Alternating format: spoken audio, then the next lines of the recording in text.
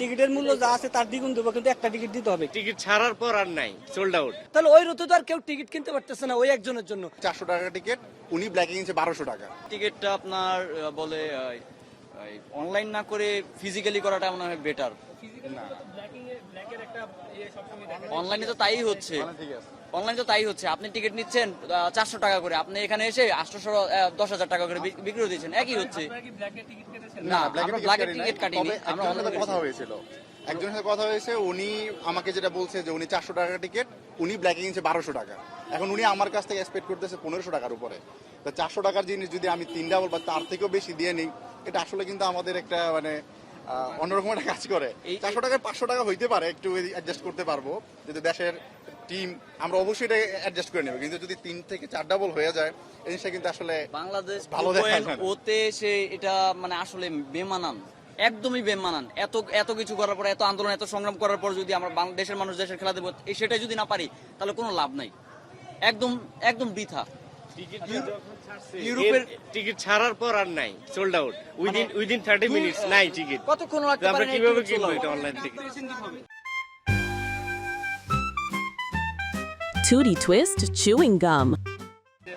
আচ্ছা, আমি যে ফার্স্ট টাইম যেটা বাংলাদেশের এখন অনলাইন সিস্টেম করছে, এটা নিয়ে আমি খুবই সন্তুষ্ট। তবে এখানে অনেক কিছু আছে যেটা আপডেট করা বা উন্নতি করা দরকার। প্রথমত আমি মনে করতেছি যে টিকিট যে এটা ছাড়ছে, এটা প্রত্যেকটা আইডি কার্ড দিয়ে এক একজনের যে একটার ব্যবস্থা করে দিত, তাহলে দেখা গেছে এখানে কেউ বঞ্চিত হইতো না, প্রত্যেকে এটা টিকিটটা খুব সহজে পেয়ে যেত আর কি। না, আমি অনলাইনে ইয়ে করছি, অনেক কষ্ট করে ইয়ে করছি। আমরা প্রায় 15-20 জন ফ্রেন্ডের মতো অ্যাপ্লাই করেছি, সেখানে আমি শুধু 4টা টিকিট পাইছি আর কি। টিকিটের ত্রুটিটা ছিল এরকম যে আমি আমার অ্যাকাউন্ট থেকে যখন পারচেস করতে গেছি, ধরেন ওনার অ্যাকাউন্টটা আমার এখানে চলে আসছে, এই ত্রুটি তো আসলে অ্যাকসেপ্টেবল না। আমি পেমেন্ট করলাম, যদি আমার টিকিটটা অন্য কারো হয়ে যায়, কেউ কি আছেন বেশি দাম দিয়ে টিকিট কেটেছেন, আপনি এর মধ্যে ভাই তো অ্যামাউন্ট বলতে যাচ্ছে না। না বেশি অ্যামাউন্টটা বললে তার টিকিটটা পাবে না। না, অ্যামাউন্টটা বললে আপনাকে বলে দিলে তো টিকিটটা পাবে না। কিন্তু একটা কথা বলতে চাই বাবু ভাইকে, যাতে আগামীতে আমাদেরকে অফলাইনে টিকিট দেওয়া হয়। আমরা শুধু একটাই দাবি, সবাই কিন্তু অনলাইনের সাথে অ্যাক্টিভ না, আমরা চাই আমাদেরকে অফলাইনে টিকিট দেওয়া হোক। অনেক কষ্ট হয়েছে একটা টিকিট জোগাড় করতে, অনেক কষ্ট হয়েছে। 15 দিন পর্যন্ত ঘুরছি টিকিট ছাড়ার পর। আমি আমার এক বড় ভাই দিয়ে টিকিট কেটেছি, আমি 400 টাকা করে দিয়ে কাটছি, এটা সত্য কথা। হ্যাঁ, 400 টাকা দিয়ে কাটছি। কিন্তু আমাদের একটাই দাবি, আমাদেরকে অফলাইনে টিকিট দিতে হবে। আমাদের পাশাপাশি অফলাইনে দুটোটাই দিতে হবে, আমাদের অফলাইনে দিতেই হবে। কারণ সাধারণ আমি আসছি নরসিংদী থেকে, আমি ঢাকা আসছি টিকিটের জন্য 3 দিন, তাকে এক বড় ভাইয়ের হাত ধরে একটা টিকিট কাটছি, অনেক কষ্ট হয়েছে আমার। তাই জন্য বলতেছি যাতে আমরা অফলাইনে টিকিটটা পাই, আমাদের অনেক রিকোয়েস্ট করে বলতেছি যে আমরা অফলাইনে টিকিটটা পাই। আমাদের অনেক স্বপ্ন, টিকিটটা ফুটবল খেলাটা হয়েছে আমাদের খুবই আবেগের খেলা।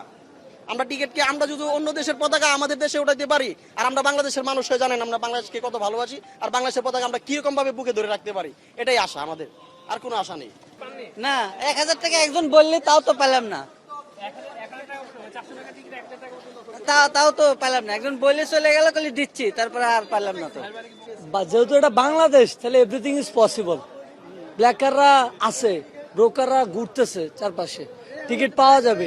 ইভেন রাস্তায় আসার সময়ও দেখছি 400 টাকার টিকিট 2000 টাকা দিয়ে কিনে নিছে, আর আমরা 3 দিন চেষ্টা করে টিকিট পাই না। একটা ফালতু সার্ভারে টিকিট দিয়ে রাখছে, যেখানে মানুষ ঢুকে কাজে করে না।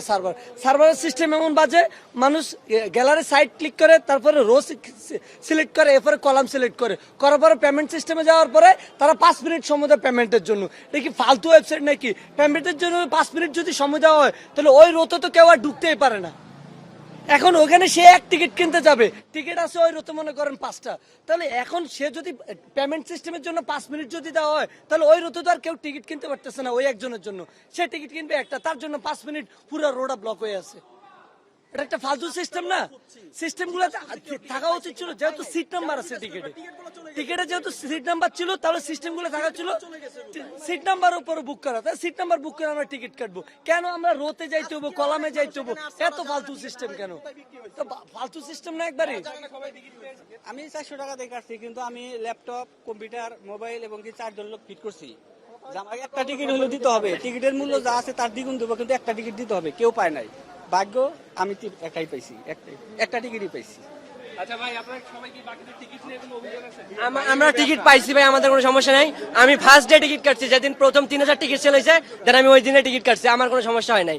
তো এখানে এসে দেখতেছি যে অনেকে টিকিট পায়নি, অনেকে টিকিট পায় নাই। খোঁজ আছে কোনো জায়গায় পাই না। মানে টিকিট কে অফার করেছে যে 400 টাকা টিকিট 800 1000 করে দিতে হবে? না ওইটা পাই ওইটাও তো পাইনি। মানে এরকম পাইলেও কি আপনারা নিয়ে খেলা দেখবেন? তো দেখবো এরকম খুঁজতেছে বাট পাচ্ছে না। একটা টিকিট আমি নিতাম, কিন্তু আমি পাইছি 400 টাকাই পাইছি। তবে আমরা টিকিট পেয়ে অনেক হ্যাপি। আমি পেয়েছি হচ্ছে রাতে 3টা বাজে। আমি ঠিক রাত 11:10 টিকিট কনফার্ম করছি। তো আমরা চাচ্ছি যে আজকে বাংলাদেশ ম্যাচটা জিতুক। তো আমরা এই জন্য সাপোর্ট দেওয়ার জন্য চলে আসছি ভাই, রংপুর থেকে খেলা দেখতে আসছি। এটা হচ্ছে আমাদের দেশের টান, আমাদের টিমকে আমরা সাপোর্ট দিব, আমাদের জামাল ভুঁইয়া, হামজা ওদেরকে আমরা সাপোর্ট দিব, যাতে আমাদেরকে নেক্সট টাইম আমরা বেটার কোনো ম্যাচ উপহার দেয়। আমরা আমরা ইন্টারন্যাশনাল যেই টিম আছে ওদেরকে যেই সাপোর্টটা দিই, এটা যাতে আমাদের দেশে থেকে যায়, এটা হচ্ছে আমাদের মূল উদ্দেশ্য। এই জন্য স্পেসিফিক যে হামজা, আমাদের যে জামাল ভুঁইয়া আছেন, সবাই মূলত একই, কিন্তু মূলত হামজা, জামাল ভুঁইয়া ওনাদেরকে দেখার জন্য ছুটে আসে আর কি। টিকিটটা ম্যানেজ করছি বলতে এক ছোট ভাই ম্যানেজ করে দিছে। আসলে আমাদের টিকিটিং সিস্টেমটা আরেকটু ইমপ্রুভ করার প্রয়োজন ছিল। As A I M A web developer, ওনাদের ওয়েবসাইটে অনেকটা ত্রুটি পাওয়া গেছিল আর কি। হ্যাঁ, তো আমাদের টিকিটিং সিস্টেমগুলো যদি আরেকটু ইমপ্রুভ করা যেত, তাহলে আমাদের এতটা হ্যাসেল হতো না মূলত।